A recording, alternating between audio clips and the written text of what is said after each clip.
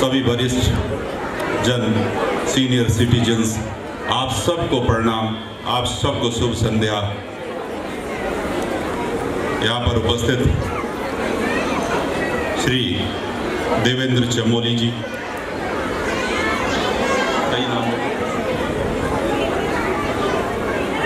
Mrs देवेश्री Chamoli जी, इस विद्यालय की प्रिंसिपल महोदया निधि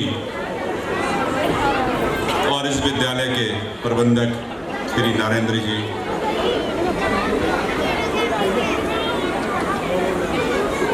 विद्यालय की स्थापना जिस उद्देश्य के लिए की गई आपके द्वारा, मैं आपको शत शत नमन करता हूं, आपको प्रणाम करता हूं और आपका अभिनंदन करता हूं। केंद्रीय माध्यमिक शिक्षा बोर्ड की तरफ से, उत्तराखंड का निवासी होने की तरफ से भी, और आपके सेना के लंबे कार्यकाल में, उसके बाद आपकी सोच से अगर विद्यालय की स्थापना और शिक्षा के लिए काम करने का एक जज्बा आपने अपने पुत्र और पुत्रवधू को दिया है, तो इसके लिए आपको बहुत बहुत बधाइयाँ, शुभकामनाएं और धन्यवाद भी, आभार है। मैं समझता हूँ कि एक बार जरा सभी लोग जोरदार तालियां जरा बजा दें तो बड़ी अच्छी बात होगी। बहुत सुंदर सा बच्चों ने यहाँ पर प्रस्तुति दी। आप सब के बच्चे, हम सब देवभूमि के बच्चे इस स्टेज पर जिस हिसाब से परफॉर्म कर रहे थे, बहुत अच्छी बात है। मैं देवभूमि का ही रहने वाला हूँ। सौभाग्य से मेरा ये 5वां डिपार्टमेंट भारत सरकार का है और बहुत दूरस्थ गांव का रहने वाला हूँ। कई जगह काम करने को मिला। एक साल पीछे कर्नाटका रीजन भी देखने को मिला, साउथ देखने को मिला, और उस सब को देखने के बाद और ये सारी चीजों को जानने को मैंने 21 साल की यात्रा सीबीएसई की है और उसके अलावा 4 डिपार्टमेंट और में काम किया। अगर हम सारे विश्व को देखते हैं तो भारत से बेहतरीन भूमि कहीं नहीं है, और अगर हम भारत को देखते हैं तो उत्तराखंड और हिमाचल से बेहतरीन राज्य नहीं है, इसीलिए इसको देवभूमि कहा गया है। तो हम सौभाग्यशाली अपने आप को मानते हैं कि हम देवभूमि के हैं, और देवभूमि हमारी जन्मदात्री भूमि है, और देवभूमि की मातृशक्ति यहाँ पर बैठी है। देवभूमि को इसीलिए नमन भी करता हूँ। मैं कर्नाटका में करीब करीब 31 जनपदों में से 16 जनपदों के टीचर्स, बच्चों और शिक्षकों से रूबरू हो पाया। 16 जनपदों के बच्चों और शिक्षकों और पेरेंट्स के बीच में सर्वप्रथम अपनी देवभूमि को याद करते हुए अपनी बात को शुरू किया। मेरा आप सब से भी अनुरोध, आप 7 समुद्र पार भी जाइए, अपनी देवभूमि की, मातृभूमि की, मातृभाषा की और मातृशक्ति की चेतना और संवेदनाओं को अपने साथ जरूर रखिए। यहाँ पर बहुत सारे युवा भी बैठे हैं। अगर हम अपने आप को मजबूत चाहते हैं और इस देवभूमि की उस चेतना को साथ में लेके जाना चाहते हैं और रखना चाहते हैं, जिसमें कि ऋग्वेद में भी हिमालयी परिक्षेत्र में को मनीषियों और देवताओं की भूमि कहा गया है, तो मैं समझता हूँ कि हमारे लिए वो संकल्प बहुत जरूरी है, नितांत आवश्यक है। और उसी क्रम में मैं आप सबसे, जो कि आपके बच्चों का यहाँ पर कार्यक्रम है, विद्यालय के बच्चे यहाँ पर परफॉर्म कर रहे हैं, ज़्यादा समय नहीं लूँगा। मैंने चमोली जी से अनुरोध किया कि मुझे बीच में समय दे दीजिए, कुछ पारिवारिक कारणों की वजह से मुझे थोड़ा जल्दी जाना, अन्यथा मैं आपके साथ बैठता पूरा कार्यक्रम देखता। मैं 3 पी से बात करना चाहूँगा। एक पी है प्रिंसिपल और उनकी टीम, दूसरा पी है प्यूपिल, हमारे बच्चे, और तीसरा पी है मातृशक्ति, पितृशक्ति, माता पिता, अभिभावक। समय नहीं मिलता कि सीधे आप लोगों से बात कर पाए। मैं पहले भी यहाँ पे रहा हूँ 2016 से 2021 तक। 2021 में कर्नाटका चला गया था, फिर वापस आया। उससे पहले प्रयागराज रहा हूँ, सीबीएसई में दिल्ली रहा हूँ। तमाम कल्चर को देखने को मिला, तमाम अच्छे विद्यालयों में भी जाने को मिला। अभी तक के करीब करीब पूरे कार्यकाल में लगभग 1000 विद्यालयों में जा चुका हूँ और पेरेंट्स से भी बात कर चुका हूँ और बहुत सारे फंक्शंस भी देख लिए हैं। मैं समझता हूं कि हम सबको अपने बच्चों के लिए बहुत अग्रणी भूमिका निभानी चाहिए। मैं इसमें प्रिंसिपल महोदया से शुरुआत करूंगा और टीचर से भी। जितने टीचर विद्यालय के हैं और प्रिंसिपल महोदया, मेरा अनुरोध है, मेरी आवाज़ आप सुन रहे होंगे, बच्चों के लिए काम करें, बच्चों के लिए अग्रणी भूमिका रखें। राष्ट्रीय शिक्षा नीति 2020 जो कि आज तक की भारत की आज़ादी से भी और अब तक की सबसे बेहतरीन शिक्षा नीति है, उसके सारे कंपोनेंट को आप अपने विद्यालय में लागू करना शुरू करें। केंद्रीय माध्यमिक शिक्षा बोर्ड जो कि 30,000 विद्यालयों का एक बहुत बड़ा परिवार है, 400 विद्यालय विदेशों में भी है, उसके आप सम्मानित सदस्य हैं। बच्चों का केयर करें, एक एक बच्चे के बारे में जानकारी रखें, उनके पेरेंट्स के बारे में जानकारी रखें। पेरेंट्स हो सकता है पिताजी बॉर्डर पर काम करते हो, फौज में हो, पिताजी कहीं दूर दराज स्थान पर सर्विस करते हो, तो माताजी जो यहाँ पर रहती हैं वो उतनी जानकारी नहीं रखती, तो इसकी जिम्मेदारी आपकी है, आपकी टीम की है, तो आप इस पर जरूर ध्यान दें। मेरा आप सबसे अनुरोध भी है और ये बोर्ड की तरफ से एक क्षेत्रीय प्रमुख होने के नाते आप सबसे निर्देश भी है, आप सबको टीचर्स को फाउंडेशनल लिटरेसी और न्यूमेरेसी से लेकर राष्ट्रीय शिक्षा नीति और जितने पूरी तरह से जितने बोर्ड की तरफ से क्रियाकलाप है उस सब पे आप काम करें, बेहतरीन काम करते हुए आगे बढ़िए। निश्चित है भविष्य आपका होगा, आप बेहतर बच्चों को निकाल के लेके जाएंगे यहाँ से, और जो बच्चा यहाँ से विद्यालय से निकलेगा वो जरूर आपका भी नाम रोशन करेगा, विद्यालय का भी रोशन करेगा। ये माता पिता के साथ साथ मेरा आप सबसे अनुरोध है। विद्यालय के टीचर्स का दायित्व है कि वो अपनी कक्षा में विषय के साथ साथ जब अपनी 40 मिनट की और 5 मिनट की जो क्लासरूम की डिलीवरी है एक पीरियड की, उसके बाद 2 मिनट जरूर बच्चों को मोटिवेशनल थॉट्स और मोटिवेशनल वीडियो या कोई सकारात्मक और ऊर्जावान उस तरह के विचारों को प्रस्तुत करें। जैसे कि अभी एक बच्चे ने हरिवंश राय जी की कविता को यहाँ पर स्टेज से आपके बीच में रखा। वो ऊर्जा, वो शक्ति हमें बच्चों को देनी होगी, उस ऊर्जा और उस शक्ति से हमें बच्चों को नवाजना होगा, पहचानना होगा और उनको उस ऊर्जा से आगे भेजना होगा। मेरे आप सबसे अनुरोध है, और आपके जो IT डिपार्टमेंट के जो कंप्यूटर साइंस पढ़ाते हैं उनसे मेरा अनुरोध है, जो प्रिंसिपल महोदया से मेरा रिक्वेस्ट है कि उन कंप्यूटर साइंस के टीचर को जरूर इस स्क्रीन के बारे में बताएं बच्चों को। पेरेंट्स को PTM के दौरान जरूर बताएं ये स्क्रीन कितना फायदेमंद और कितना नुकसानदायक है, और इस स्क्रीन के बारे में बच्चों के साथ साथ प्रिंसिपल के साथ साथ सब पेरेंट्स से भी अनुरोध करूँ, आउटर वर्ल्ड को मत सजाइए, इनर वर्ल्ड को सजा लीजिए, सारा उत्तर मिलना शुरू हो जाएगा। मेरी ये अपील विद्यालय से, बच्चों से मेरा कहना है, जितने बच्चे मेरी आवाज़ सुने, सबसे पहले आप अपने माता पिता को और गुरुजनों को जीता जागता भगवान मानिए।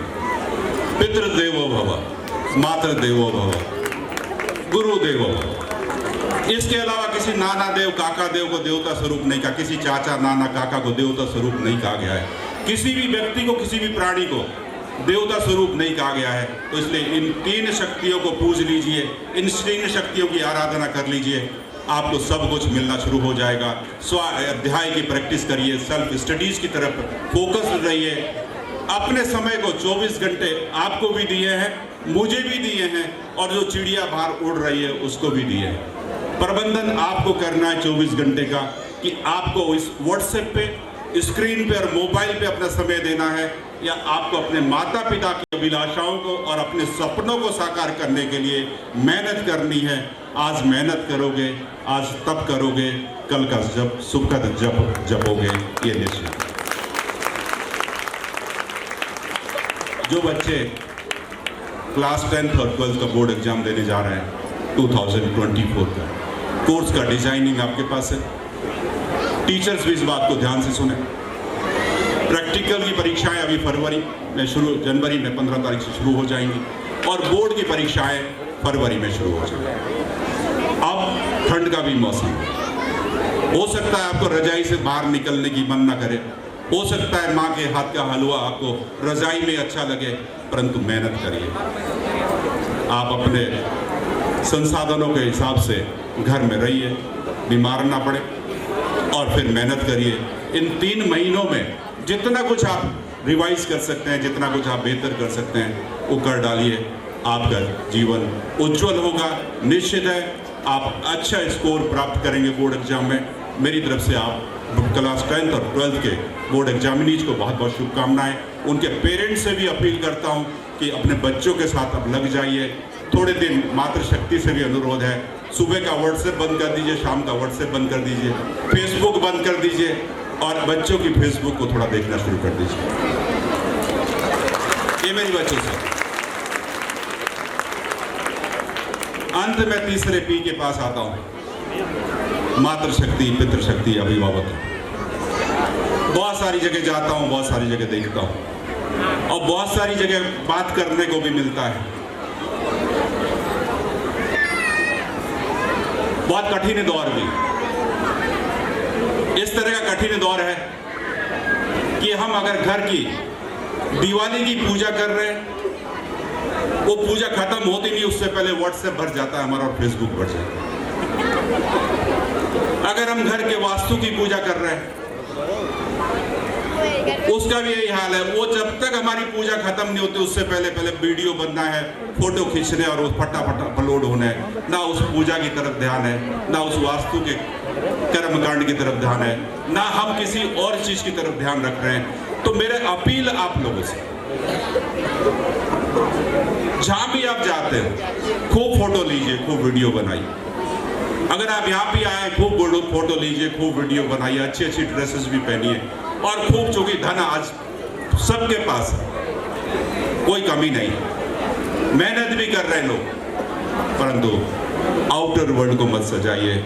ये मेरा आपसे हम्बल अपील है। इनर वर्ल्ड के दरवाजे जो बंद करते जा रहे हैं हम लोग, उसको खोलना शुरू कर दीजिए। इनर वर्ल्ड को, संसार, इस आंतरिक संसार को सजाइए। जिस दिन आप आंतरिक संसार को सजाना शुरू कर देंगे, उस दिन भारी संसार अपने आप स्वतः ही सस्ता दिखेगा, और उस दिन उस संसार में आपके बच्चे और आपके सब परिवार के लोग जब खुशहाल होंगे और मजबूत होंगे, निश्चित है हम उन्नति के मार्ग पर अग्रसर होंगे, और इस देवभूमि को नमन करते हुए, उस देवभूमि के आशीर्वाद से हम आगे बढ़ते चले जाएंगे। आज देवभूमि के करीब 17 लोग प्रधानमंत्री कार्यालय में, और आज तक के जितने प्रधानमंत्री हुए, सबसे ज्यादा माननीय श्री नरेंद्र मोदी जी की यात्राएं उत्तराखंड की रही है, और उत्तराखंड को बहुत कुछ दे भी रहे हैं और बहुत कुछ देना भी चाहते हैं, और उत्तराखंड की तरफ से भी हम सबका समर्पण उनके प्रति है। परंतु अगर हम उस सबको देखते हैं कि 17 लोग प्रधानमंत्री कार्यालय में काम कर रहे हैं, तो वो इसलिए नहीं है कि कोई उत्तराखंड के लोग चिट्टे गोरे और बांके होते हैं, वो इसलिए है कि हम निष्ठावान होते हैं, हम ईमानदार होते हैं, हम कर्म क्षेत्र में कर्म करते हैं, और उस कर्म से लोगों का दिल जीतते हैं। तो मेरा आप सबसे यही अपील है कि आप लोग जरा थोड़ा सा मजबूत हो जाइए।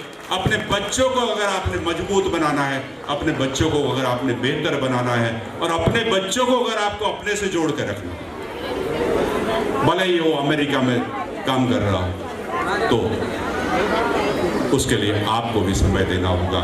बच्चों को समय दीजिए, बच्चों के लिए समय दीजिए, बच्चों के लिए उसकी नित्य प्रति रोज की क्रियाकलापों की जानकारी रखिए। और जिनकी बेटियां, उनसे मेरी हम्बल है, निर्भीक बनाइए अपनी बेटियों को, मजबूत बनाइए अपनी बेटियों को, सेल्फ डिफेंस के लिए मजबूत बनाइए, रक्षात्मक दृष्टिकोण से उनको मजबूत बनाइए, जो कि आपको कोई चिंता ना हो, जो कि आपको कोई डर ना हो समाज में जाते हुए। मेरा आप सबसे यही अपील है। मैं आप सबको दीपावली की बहुत बहुत शुभकामनाएं देता हूँ। आने वाला दीपावली पर्व आपके घरों में खुशियाँ लाए, आने वाला नववर्ष आपकी इच्छाओं की, मनोकामनाओं को पूर्ण करे, आपको बेहतर बनाए, आपको और उज्जवल भविष्य और आपकी अभिकल्पनाओं और कल्पनाओं को और आपके बच्चों के सपनों को साकार करने के लिए इस देवभूमि का खूब खूब आशीर्वाद मिले। मैं आप सबको यह शुभकामनाएं देता हूँ। इसके अलावा मैं थोड़े से, क्योंकि मैं देवभूमि का हूँ, बहुत साधारण जीवन जीता हूँ। मेरे पूरे 3 साल रह गए रिटायरमेंट के, मेरी उम्र आपको पता लग गई होगी। पूरे जीवन भर में टाई भी एक दिन पहनी और वो भी 2 घंटे के लिए, तीसरे घंटे में जेब रख ली थी। बहुत सिंपल जीवन जीता हूँ, संयुक्त परिवार को बिलोंग करता हूँ। ये एप्पल की जानकारी क्लास 6 में मिली। मुझे ना अंग्रेजी बोलने में प्रेज है, ना मुझे कोई पहाड़ी भाषा में बोलने में प्रेज है। हिंदी तो कोई दिक्कत ही नहीं है, परंतु मुझे अगर कर्नाटका में भी बोलने को मिला, और मैं इवन दो मैं मदुरई में तमिलनाडु परिक्षेत्र में पढ़ता है, वहाँ पर भी एक कार्यक्रम में गया था, तो मैं ये मान के चलता हूँ कि मैं तो केवल माँ की भाषा में बात करता हूँ, सर्वोच्च रखता हूँ उसको। इसलिए मेरा आप सबसे भी कहना है, सीखिए सारी भाषाएं, सिखाइए बच्चों को भी सारी भाषाएं, पर माँ की भाषा को सर्वोच्च रखिए। माँ की भाषा को सिखाने के लिए उसको विदेशी भाषाओं की और टपड़ की 4 शब्दों की बात मत सिखाइए। संस्कार और संस्कृति की सभ्यता से रूबरू कराइए। ये मेरा आपसे अनुरोध। यहाँ पर चमोली जी बैठे हुए, अपने बच्चों को जो आपने संस्कार दिए हैं वो दिखाई दे रहे हैं, उसमें कोई दो राय नहीं। और बहुत सारे और भी जनमानस यहाँ पे वरिष्ठ नागरिक भी बैठे हैं। संभवतः हम सब उत्तराखंड के लोग इसी तरह से संस्कार और संस्कृति को ट्रांसफर करते हैं, परंतु आज एक दिक्कत हमारे पास बहुत बड़ी आ गई है। और खासकर मैं मातृशक्ति जो यहाँ पे बैठी है उनसे अनुरोध करूँगा, 5 पीढ़ी नहीं, 7 पीढ़ी नहीं, एटलीस्ट अपने बच्चों को 3 पीढ़ी के उस पहाड़ के संघर्ष को जरूर ट्रांसफर करिए कि हमारे माँ बाप कहाँ के थे और हम वहाँ से उस पहाड़ से इस देहरादून तक की और आगे तक की यात्रा के लिए किस तरह से संघर्ष करते हुए यहाँ पे पहुँचे।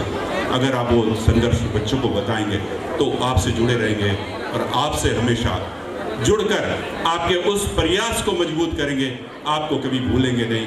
ये मेरी आपसे अपील। आप बैठे।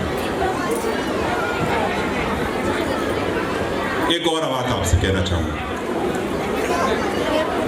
अगर हम युगों की बात भी करते हैं, सतयुग जिसमें कि 100% सत्य था, 17,28,000 वर्षों के कालखंड का था,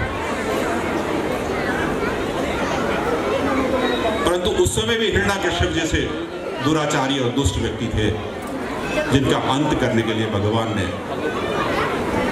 अवतरण लिया, नरसिंह अवतार धारा। उसके बाद अगर हम त्रेता की बात करते हैं, त्रेता में 12,64,000 वर्ष के कालखंड का था। उस समय रावण जैसे विद्वान और फिर वो दुराचारी बने, कदाचारी बने, ऐसे भी लोग थे, उनके लिए भगवान राम ने जन्म लिया। फिर द्वापर आता है, द्वापर 8,64,000 सालों का था।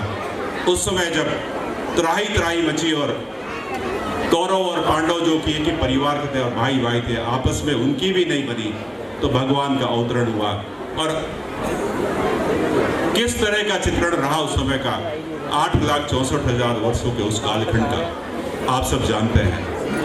आप सबसे मेरी अपील है कि उस कालखंड के दौरान जब महाभारत का युद्ध हुआ, उस समय भगवान के मुखारबिंद से जो अर्जुन को उपदेश दिया गया वो श्रीमद् भागवत गीता के रूप में हमारे पास है। आप सबसे अपील है, श्रीमद् भागवत गीता को पढ़ना शुरू करें। श्रीमद् भागवत गीता के उन अध्यायों की जानकारी रखें जो उसमें 18 अध्यायों में दिया हुआ है कुछ। ये मेरी आपसे अपील है। और ये कलयुग तो मात्र 4,32,000 सालों का है। यहाँ पर तो केवल अभी जो कलयुग को 4 कालखंडों में बांटा गया है, केवल इसी युग को 4 खंडों में बांटा गया है। 1,08,000 साल का एक खंड रखा हुआ है। अभी तो मात्र 5,200 साल ही हुए हैं। स्थितियां आपके सामने हैं। यही मेरी आपसे अपील है, अपने बच्चों को इन सब संस्कार और संस्कृति से रूबरू कराइए। मेरी तरफ से आप सबको यही कहना है, अगर एक चाय बेचने वाला व्यक्ति प्रधानमंत्री की कुर्सी पे विराजमान हो सकता है, अगर एक उत्तराखंड से घर छोड़कर जाने वाला व्यक्ति उत्तर प्रदेश जैसे राज्य को चला सकता है, अगर एक नाविक के घर में पैदा होने वाला व्यक्ति देश का मिसाइल मैन, विश्व का मिसाइल मैन और देश का सबसे लोकप्रिय राष्ट्रपति बन सकता है अगर मोहाना अबनी और भावना फाइटर जेट को उड़ा सकती है, अगर अरुणिमा सिन्हा एक टांग से एवरेस्ट फतेह कर सकती है, तो अब क्या हम अपने बच्चों को इस तरह से मजबूत नहीं बना सकते? मेरी अपील है आप लोगों से, अपनी उत्तराखंड की संस्कृति को अगर जिंदा रखना है तो आगे आना होगा, अगर उत्तराखंड को मजबूत रखना है तो आगे आना होगा, अगर उत्तराखंड में आपने अपने आप को रखना है तो आपको आगे आना होगा, अन्यथा आगे का समय आपके सामने है। मेरी उत्तराखंड का रेजिडेंट होने के नाते ये अपील आपके उत्तराखंड के उस दर्द की है कि हमारा पहाड़ खाली हो रहा है और हमारे पहाड़ में बाकी लोग जा रहे हैं या और नहीं तो जानवर वहाँ बस रहे हैं, तो उत्तराखंड के उस पहाड़ की सुरक्षा करने के लिए भी मेरी आप लोगों से रिक्वेस्ट है कि देहरादून में बस कर मत रहिए, अपने गांव तक की भी बात बताइए, बच्चों को भी लेके जाइए कभी कभार, और उस थाती माटी के पूजन जरूर करिए जिससे हम लोग हैं। यही मेरी आपसे अपील है, यही मेरी आपसे गुजारिश है। उत्तराखंड का होने के नाते मेरे किसी भी परिक्षेत्र, पूरे परिक्षेत्र में अगर मेरे कोई व्यक्ति मुझे आमंत्रित करता है, मैं संडे होने के नाते भी, और अभी मैं ऑफिस से ही आया हूँ सीधा, मैं घर से नहीं आया हूँ, मैं ऑफिस में बैठा था सुबह 11 बजे से लेकर और ऑफिस से ही सीधा यहाँ पर आया हूँ। तो मेरा आप लोगों से कहना है, हम सरकारी सिस्टम में काम करें चाहे व्यक्तिगत सिस्टम में, जब तक समर्पण नहीं है तब तक उस काम में प्रतिफल नहीं मिलेगा। उसके समर्पण की भावना से जरूर काम करें। मातृशक्ति को बहुत बहुत नमन। यहाँ पर जितने आप लोग आए हैं, आप अपने बच्चों के इस प्रोग्राम को एंजॉय करिए। फिर कभी मौका मिलेगा जरूर आप लोगों से मुखातिब होने की कोशिश करूँगा। बहुत सारे लोग आप लोग यहाँ पे आए हैं और आपके बच्चों के कार्यक्रम में बहुत बेहतरीन कार्यक्रम आगे भी होने हैं। मैं आप सबको बहुत बहुत शुभकामनाएं देते हुए एक बार फिर से अनुरोध करूँगा, हमारे सभी शिक्षकों के सम्मान के लिए, उत्तराखंड देवभूमि की आन बान शान के लिए और देश की उस प्रतिष्ठा के लिए एक बार जरा जोरदार तालियां बजा दीजिए। जोरदार तालियां जो कि ये कारगिल चौक में सुने कि हाँ, आज भागीरथी पब्लिक स्कूल का यहाँ पर एक फंक्शन हो रहा है और हम देवभूमि के लोग इस बात के लिए नमन करने के लिए अपने बच्चों के उत्साहवर्धन के लिए आए हैं। आपके बच्चे सब सौभाग्यशाली हैं, आपके बच्चे बहुत अच्छे विद्यालय में, एक सिंपल व्यक्ति चला रहे हैं इस विद्यालय को, उनके विद्यालय में पढ़ रहे हैं। अगर आपको कहीं पे कोई दिक्कत है, आप मुझसे भी कह सकते हैं, मैं आपके घर का व्यक्ति हूँ, परंतु उस कहने सुनने में जो हमारा कार्यालय सिस्टम है उसका पालन जरूर करना है। मेरी तरफ से सभी मातृशक्ति को, आप बहुत अच्छी संख्या में यहाँ पे उपलब्ध है, यही कि आप बच्चों को एक दिशा दीजिए, बच्चों की अभिलाषाओं को पूरा करने के लिए उनको सहयोग करिए और इस स्क्रीन से थोड़ा सा अपने आप को भी दूर रखिए। फैसिलिटीज दीजिए, इंटरनेट दीजिए, जो मर्जी फैसिलिटी दीजिए, पर नज़र जरूर रखिए कि बच्चा अपने रूम में बैठकर किताब के अंदर मोबाइल देखकर क्या कर रहा है, आप उस पर नज़र रखें। अपने आप को, अगर आपको मन करता है कि बिना व्हाट्सएप के ज़िंदगी नहीं जी सकते, कोई बात नहीं, आप व्हाट्सएप पे भी जुड़िए, पर जब सोने जाते हो तो उससे 1 घंटा पहले अपना वो आउटर वर्ल्ड बंद कर दीजिए और सुबह उठते हो तो पहले अपने बच्चे को देखिए, आउटर वर्ल्ड को मत देखिए, और निश्चित है आपकी अभिलाषाएं पूर्ण होगी। मेरे पास तो ना कोई फेसबुक है, ना कोई व्हाट्सएप है, व्हाट्सएप भी केवल सरकारी है, सरकारी तौर पर यूज़ करता हूँ, ना मेरे पास कोई फेसबुक है, ना इंस्टाग्राम है, ना कोई डेबिट कार्ड है, ना क्रेडिट कार्ड।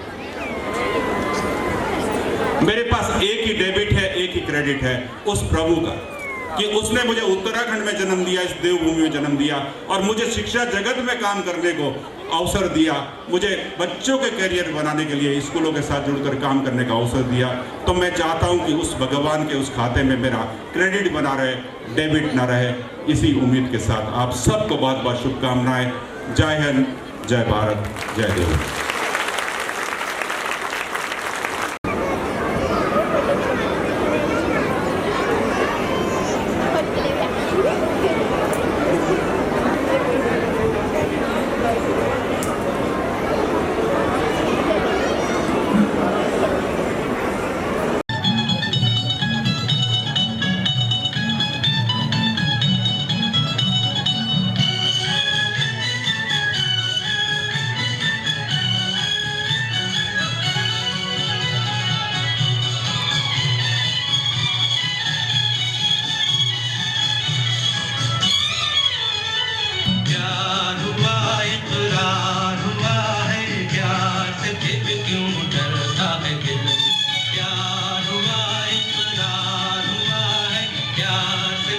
क्यों डरता है दिल।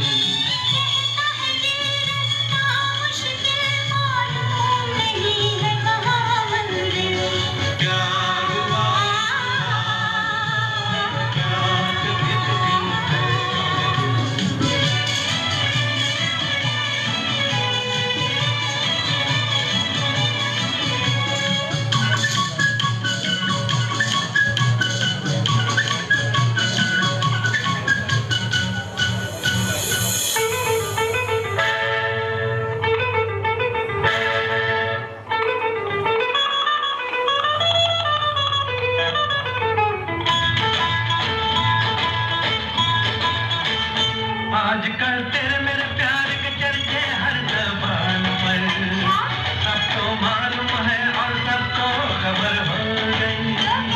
आजकल तेरे मेरे प्यार के चर्चे हर ज़बान पर, सबको मालूम है और सबको खबर हो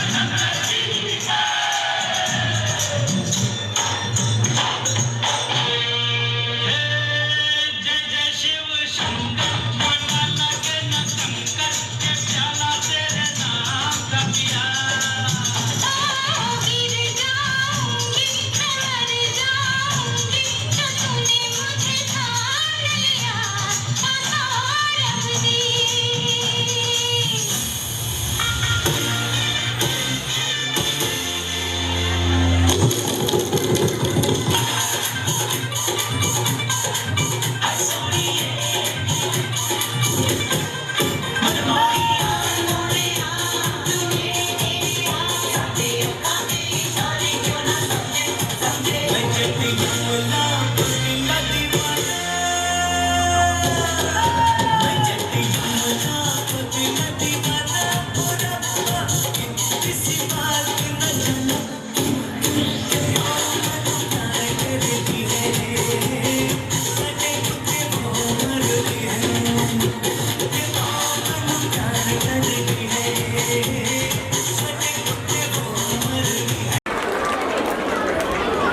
What a nostalgic performance it was.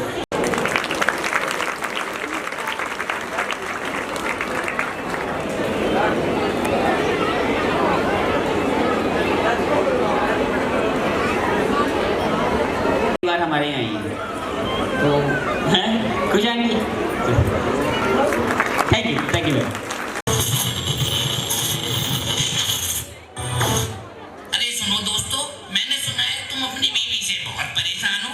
नहीं यार, तो ऐसा कुछ नहीं है। तो तूने कहाँ से सुना? नहीं सुना है, सुबह का ब्रेकफास्ट और रात का डिनर तू ही बनाता है, और तू झाड़ू पोछा तू ही कर रहा है ना आजकल, और कपड़े भी तू ही धो रहा है। मुझे देखो, मुझे घर में शहंशाह की तरह रहता हूँ और अपनी बीवी को उंगली पे नचाता हूँ, उंगली पे। सुनो जी, आ जाना घर जल्दी आ जाना, क्योंकि घर का डिनर आज तुम्हें ही बनाना है, ठीक है? और वो घर में जो कपड़े पड़े हैं ना, वो भी आज तुम्हें ही धोने हैं, ठीक है? तो टाइम से आ जाना। Okay darling.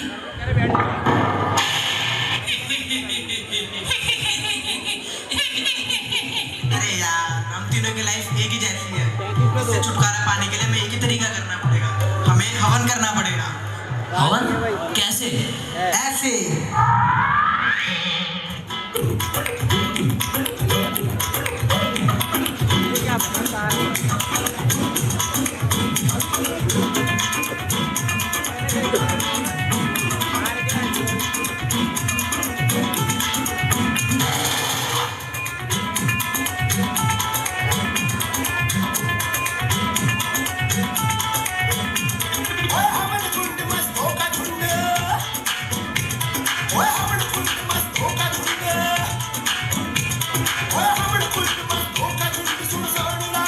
ऐसी रात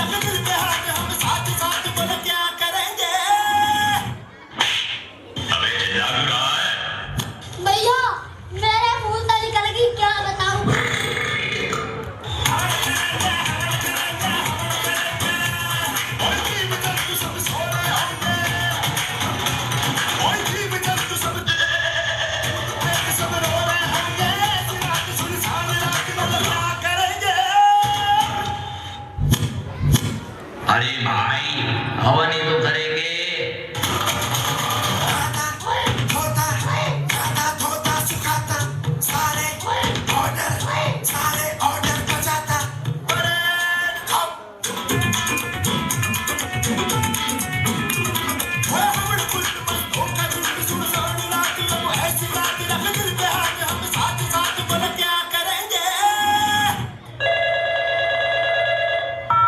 सुनो जी, आते वक्त मेरे लिए गुड़ की रिंग लेके आना, okay? Okay darling.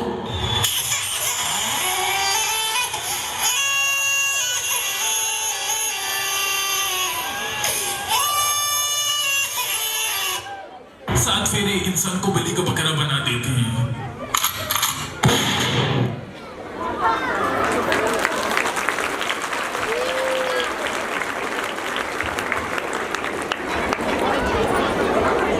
What a humorous performance it was. See the world as beautiful as you. But if you are harsh or thorny from the inside, then you will see the world as it is. On this note, we have a special treat in store. As our talented UKG students take the stage to celebrate the vibrant culture and music of Nepal, they will be performing a dance set to the enchanting Nepali song, filling the room with the lively and rhythmic beats of Nepal. With their youthful enthusiasm, our little dancers are ready to showcase the charm of Nepali music through their adorable dance moves. So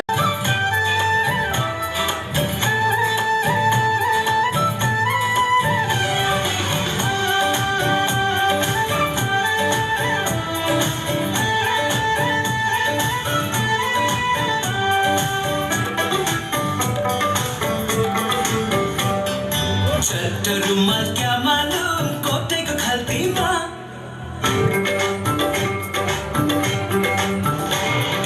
चट्ट रुमाल क्या मालूम कोटे को खलती माँ माफी हुन्छ क्या मालूम माया को गल्ती माँ माफी हुन्छ क्या मालूम माया को गल्ती माँ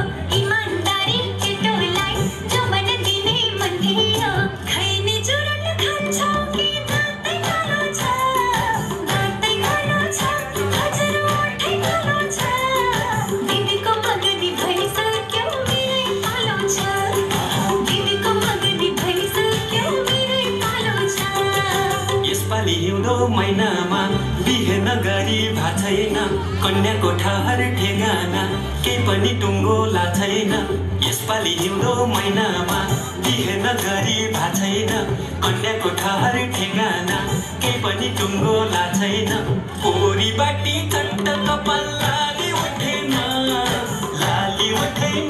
हजुर लाली उठेमा छाप्पै कदम रोकियो फुलको बोटैमा कदम रोकियो फुलको बोटैमा कुटुमा कुटु सुपारी दाना कुटुमा कुटु सुपारी दाना कुटुमा कुटु सुपारी दाना कुटुमा कुटु सुपारी दाना कुटुमा कुटु।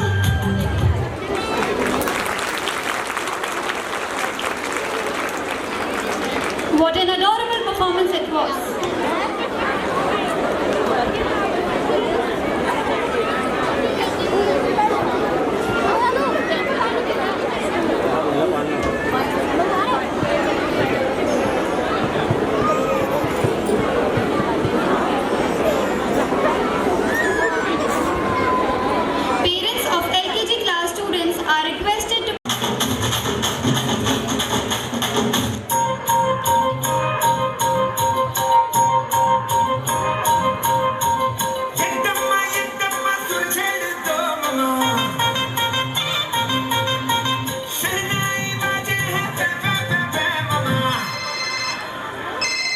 यार फोन चे सारू आपू आपू एयरप्लेन मोड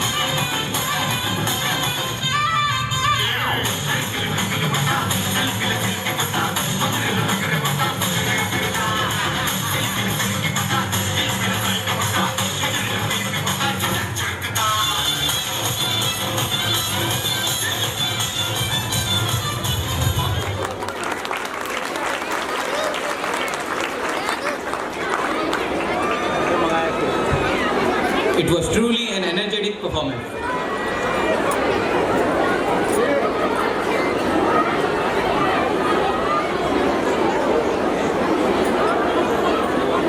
मैं कक्षा 10वीं का छात्र आज आपके समक्ष पुष्यमित्र उपाध्याय जी की एक कविता प्रस्तुत करने जा रहा हूँ, जिसका शीर्षक है सुनो द्रौपदी शस्त्र उठा लो। सुनो द्रौपदी शस्त्र उठा लो, अब गोविंद न आएंगे, छोड़ो मेहंदी खड़क संभालो, खुद ही अपना चीर बचा लो।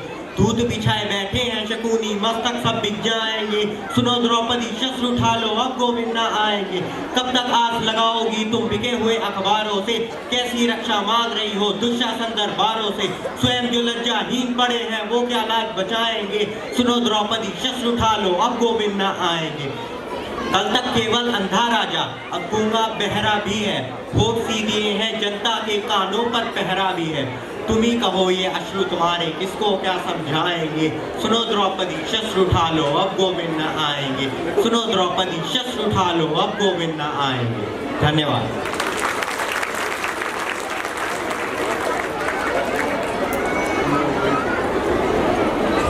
It was an eye-opening. आज के टाइम में हो रहे साइबर क्राइम से आप क्या हम बहुत अच्छी तरह से वाकिफ हैं। तो सबसे पहले मैं आप सबको साइबर क्राइम के बारे में बताना चाहूँगा। साइबर क्राइम एक आपराधिक गतिविधि, क्रिमिनल एक्टिविटी है जो टारगेट करती है और या फिर कंप्यूटर नेटवर्क और नेटवर्क डिवाइस को यूज़ करती है। अधिकतर साइबर क्राइम साइबर क्रिमिनल्स या हैकर्स द्वारा किए जाते हैं।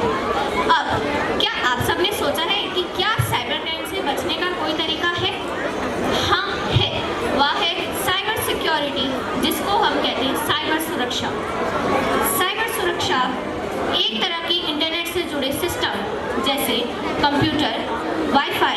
मोबाइल एट्सेट्रा के लिए सिक्योरिटी होती है, जिसका मोटिव डिवाइस, हार्डवेयर, सॉफ्टवेयर और डेटा इंफॉर्मेशन जैसी ज़रूरी चीज़ों से बचना होता है, ताकि सिस्टम के ऑनर को किसी भी प्रकार का नुकसान का सामना न सहना पड़े। साइबर क्राइम कई तरीकों से किया जाता है। उन्हीं में से कुछ तरीकों को कुछ छात्राएं आज आप सबके सामने प्रस्तुत करेंगे। तो सबसे पहले हम देखेंगे कि फ्रॉडर्स एक बुजुर्ग व्यक्ति को ठग लेते हैं, जिससे उस बुजुर्ग व्यक्ति की सारी मेहनत की कमाई 1 मिनट में उड़ जाती है। फ्रॉडर्स उस व्यक्ति का बुजुर्ग और आज के टाइम की टेक्नोलॉजी से अच्छी तरह वाकिफ न होने का फ़ायदा उठाते हैं। चलिए देखते हैं कि कैसे स्कैमर्स उस बुजुर्ग व्यक्ति को ठगते हैं।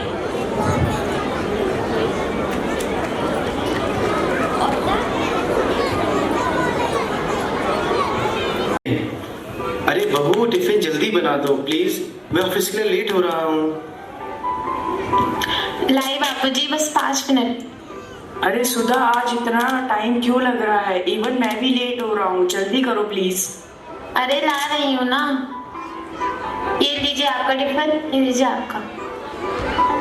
बाय दादाजी, बाय पापा, शाम को मेरे लिए चिट्ठी ले आना। ओके बच्चा।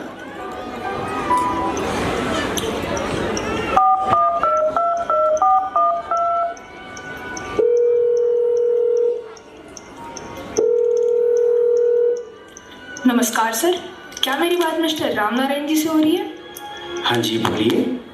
सर, मैं स्काई बैंक से नवीन बात कर रहा हूँ।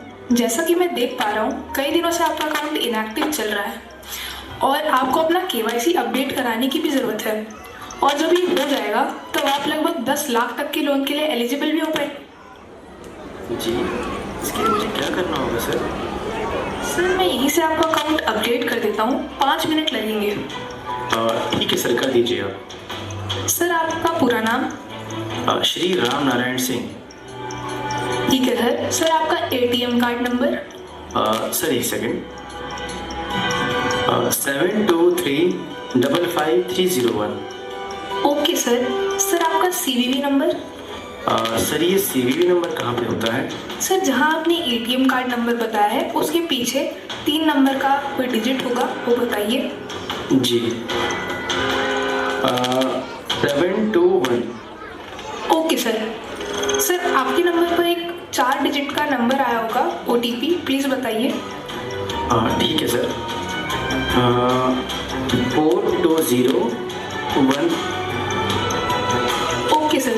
सर, मैंने यहाँ से आपका अकाउंट अपडेट कर दिया है, अब कोई प्रॉब्लम नहीं होगी। धन्यवाद सर।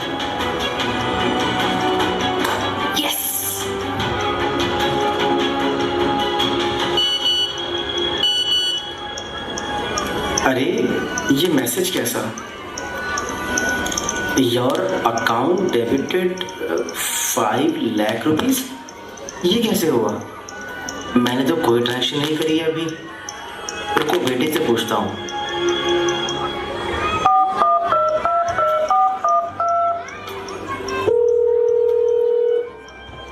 हाँ पापा जी। हेलो बेटा, मेरे फोन पे ये मैसेज आया है 5 लाख रुपए कटने का। समझ नहीं पा रहा हूँ ये कैसे हुआ है। अरे पापा, आपने कहीं खर्च किए होंगे या फिर कहीं इन्वेस्ट किए होंगे, आपको याद नहीं होगा। नहीं नहीं, ऐसा नहीं है। अभी एक फ़ोन आया था बैंक से, उसके बाद ही ये मैसेज आया है। पापा, आप तुरंत घर आइए, मैं भी आता हूँ। ठीक है बेटा, मैं पहुँचता हूँ। देखो बेटा, ये मैसेज था। दिखाइए पापा।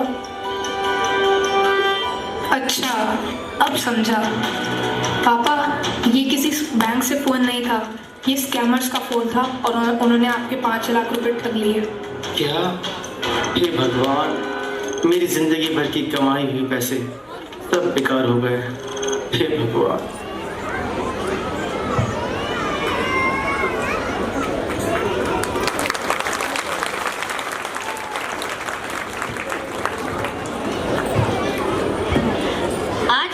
में वॉइस डबिंग बढ़ती जा रही है, जिससे बहुत सारे बच्चे किडनैप हो रहे हैं अथवा गलत काम का शिकार हो रहे हैं। आज हम देखेंगे कि स्नैपर्स एक बच्चे को कॉल करते हैं और उसी के पिता की आवाज़ में उसे घर से बाहर आने के लिए मजबूर करते हैं। कितनी बार अखबार पढ़ोगे? आपको नाश्ता भी तो करना है और टाइम से दवाई भी लेनी है। अरे हाँ कर लूंगा। तुमने टाइम नहीं देखा? आज तो मैं कॉलेज लेगा लेट नहीं हो रही? अरे हाँ, मुझे तो लेट हो रही है, मैं निकलती हूँ कॉलेज के लिए। अरे बेटा नाश्ता तो करके जा। नहीं मम्मी, मैं कैंटीन में कर लूंगी, मेरे पास टाइम नहीं है।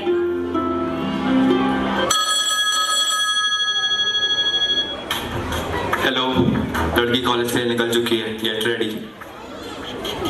Okay boss.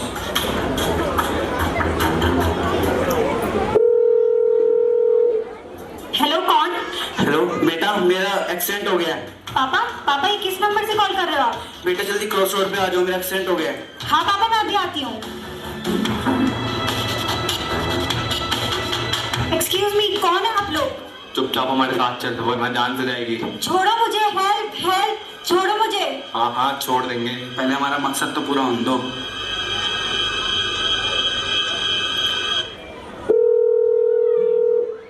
हेलो। हाँ जी कौन? शिव शंकर। हाँ जी। तुम्हारी बेटी हमारे कब्जे में है। ये क्या मजाक है? कौन बोल रहा है? तुम्हें मजाक लगता है? सुनो अपनी बेटी की चीख। पापा मुझे बचा लो, ये लोग मुझे मार डालेंगे। मेरी बेटी को कुछ भी मत करना। पापा जल्दी यहाँ आओ। 20 लाख रुपए लेके पते में आ जाना। और सुनो, अगर पुलिस को खबर करी तो बेटी तुम्हारी जान से जाएगी। ऐसा कुछ मत करना, मैं भी आ रहा हूँ। कहाँ है मेरी बेटी? कहाँ है, बताओ मुझे। अरे उसे कुछ नहीं हुआ, मैं उसे अभी लेके आता हूँ। मैं भी साथ में चलूंगी। नहीं तुम नहीं जाओगी, मैं भी लेके आता हूँ उसे। नहीं, मैं भी तुम्हारे साथ चलूंगी। ठीक है चलो फिर। कहाँ है मेरी बेटी? ये लो तुम्हारे पैसे। हाँ छोड़ देंगे, हमारे पैसे मिल गए, ले जाओ अपनी बेटी। पापा मम्मी, बेटा तुम ठीक तो हो ना?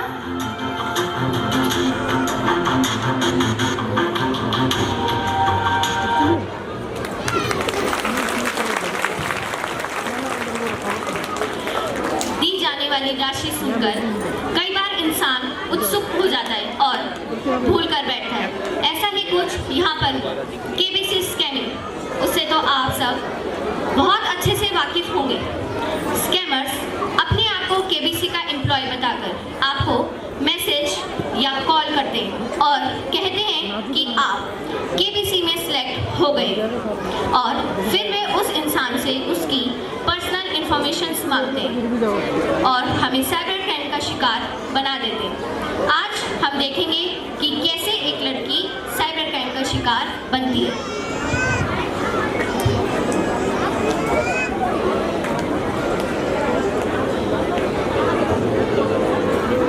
बेवकूफ बनाया जाए, जरा लिस्ट कर फिर किसी को ढूंढते हैं।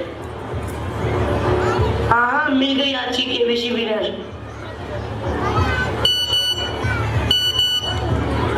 अरे ये कैसा मैसेज है? You won the KBC winner prize money 10 lakh rupees. Oh my God, but मैंने तो किसी गेम में पार्टिसिपेट भी नहीं करा। एक मिनट, एक वॉइस नोट भी है, सुनती हूँ। नमस्कार Divya ji, KBC lucky draw में आपको चांस दिया गया है और 10 लाख रुपए की राशि आपको प्राइज मनी के रूप में दी जा रही है। अधिक जानकारी के लिए दिए हुए नंबर पर संपर्क करें और हाँ, यह सीमित समय के लिए है, जल्दी करें। धन्यवाद। अरे वाह, मेरी तो लॉटरी लग गई। अब मैं सब कुछ खरीदूंगी, नई गाड़ी, नए कपड़े, मेकअप। वाह यार, क्या बात है दिव्या, इतना खुश है, लॉटरी लग गई है क्या?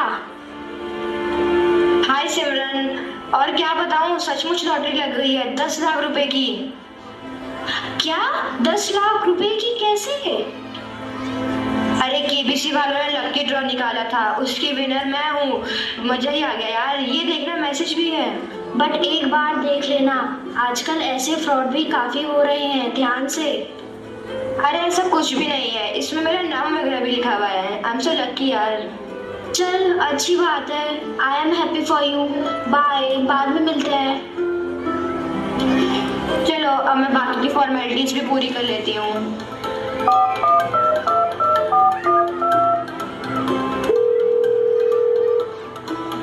Hello hello ma'am, my name is Divya. मेरी 10 लाख रुपए की लॉटरी लगी है। प्लीज़ बताइए मुझे क्या क्या फॉर्मेलिटी पूरी करनी है। Congratulation for winning ma'am.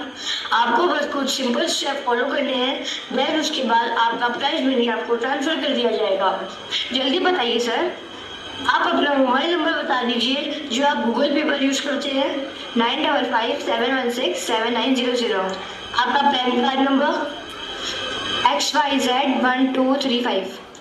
आपका आधार नंबर PART 5676689।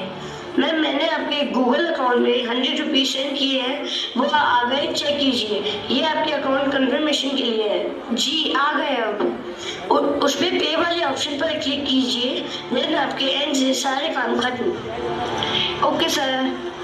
बस मैम अगले 10 मिनट में आपके अकाउंट में आपकी विनिंग राशि आ जाएगी। बताइए। Thank you sir. यस। एक second. Your account has been debited with 75,000 rupees. Oh my God, ये क्या हुआ? बैलेंस चेक करती हूँ। हे भगवान, 0 कैसे हो गए? सब खत्म हो गया। मेरे साथ स्कैम हो गया। काश मैं सिमरन की बात सुन लेती तो आज ऐसा नहीं होता।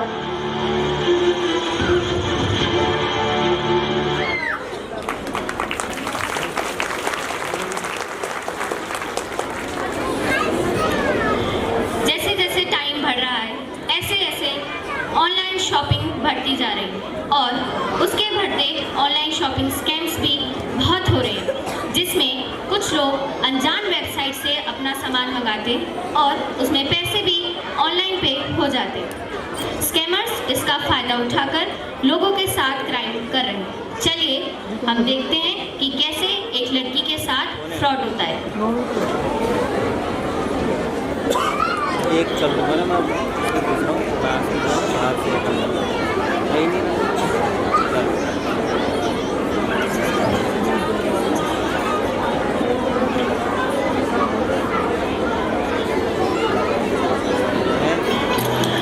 सीमा, how are you?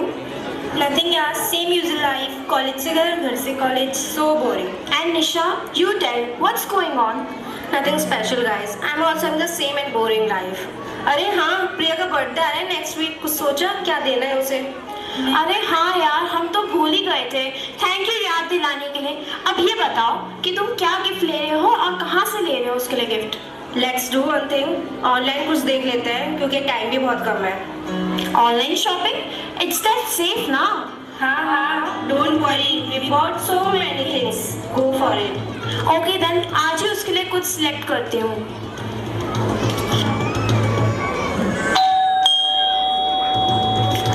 पापा आ गई आपकी प्रिंसेस। हे चल, जाके अपनी पढ़ाई करो, जाओ। क्या लूँ?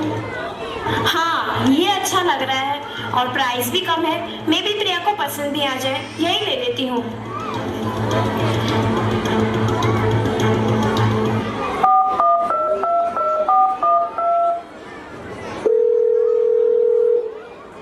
Hello sir. Hello ma'am. Sir, my name is Sunanda and मैंने एक ऑर्डर प्लेस किया था। It's been 2 days but there is no information about it. Ma'am, your order number please. AW230561। Sorry ma'am, आपका इस नंबर से आपका कोई ऑर्डर प्लेस नहीं हुआ है एंड इस मामले में मैं आपकी कोई मदद नहीं कर पाऊंगा, सॉरी। हाय सुनंदा, और बताओ क्या ऑर्डर किया तुमने? यार, मैंने एक ऑर्डर प्लेस किया था, ऑनलाइन पेमेंट भी कर दी थी but it's been 2 days there. वो बोल रहे कि मेरे इस नाम से कोई ऑर्डर प्लेस ही नहीं हुआ है। शर्मी, अरे कहाँ से ऑर्डर किया तुमने? ओह नो सुनंदा, तुमने पता नहीं कौन सी अननोन वेबसाइट से ऑर्डर कर दिया। तुम्हें ना किसी वेल नोन वेबसाइट से ऑर्डर करना चाहिए था। अरे मुझे इतना नहीं पता था and I am not used to with this online shopping apps. अब क्या करूँ, वो इवन मेरे कॉल्स भी आंसर नहीं कर रहे हैं। अब कुछ होने वाला नहीं है, तुम ऑनलाइन कंप्लेंट फाइल कर सकती हो, मे बी कुछ रिस्पॉन्स आ जाए, अदरवाइज तुम्हारे पैसे गए समझो। ओह गॉड, आज के बाद से ऐसी स्टूपिडिटी कभी भी रिपीट नहीं करूँगी। हाय सीमा, how are you?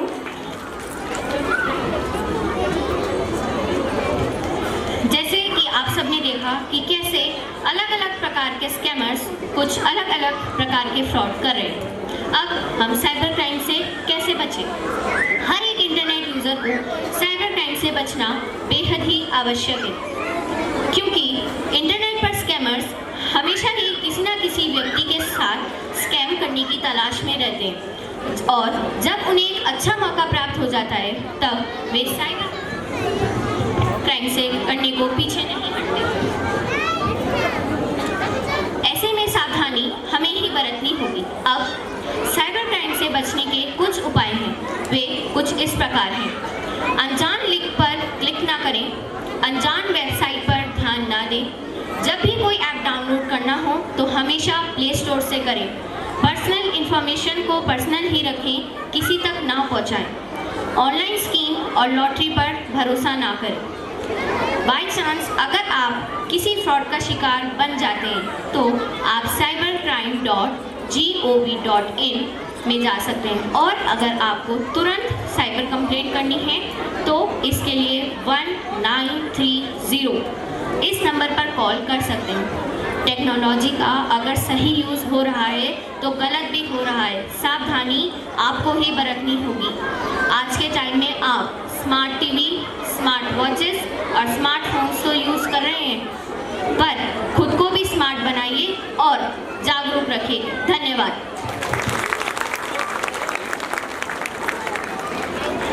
This was an informative act. Slow it down.